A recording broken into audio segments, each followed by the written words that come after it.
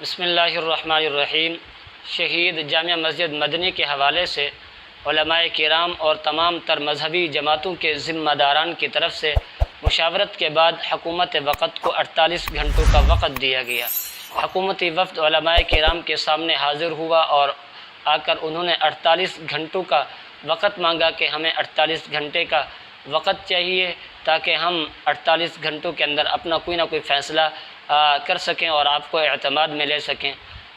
لیکن 48 گھنٹے گزر جانے کے بعد حکومت کی طرف سے کوئی ایسا فیصلہ سامنے نہ آیا جس کی وجہ سے علماء کرام کو اعتماد میں لیا جا سکتا۔ تو علماء کرام نے جب دیکھا کہ حکومت نے اپنے وعدے کی خلاف ورزی کی ہے، اپنے معاہدے پر پورا نہ اتر سکی، وقت گزر چکا، تو علماء کرام نے اپنا اجلاس منعقد کیا اور اس اجلاس کے اندر کچھ اہم فیصلے کیے گئے۔ ان میں ایک فیصلہ یہ بھی تھا کہ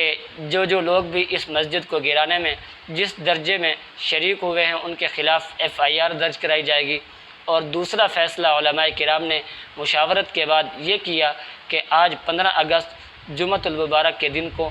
جمعۃ المبارک کی نماز اس مدنی مسجد کے گراؤنڈ میں ادا کریں گے اور تمام تر مذہبی جماعتوں کے ذمہ داران اور کارکنان وہاں شریک ہونے کی کوشش کریں گے اور نماز جمعہ کی ادائیگی کے بعد مسجد کی بنیاد رکھی جائے گی۔ چنانچہ ایسا ہی کیا گیا علماء کرام کی طرف سے، اور تمام تر مذہبی جماعتوں کے ذمہ داران وہاں پہنچے اور کارکنان وہاں پہنچے اور ایک بہت بڑی تعداد کے اندر وہاں پر جمعہ کی نماز ادا کی گئی۔ اور جمعۃ المبارک کی نماز کی ادائیگی کے جو مناظر ہیں وہ آپ اس ویڈیو کے اندر اپنی آنکھوں کے سامنے دیکھ سکتے ہیں۔ اور نماز جمعہ کی وہاں پر ادائیگی کے بعد اور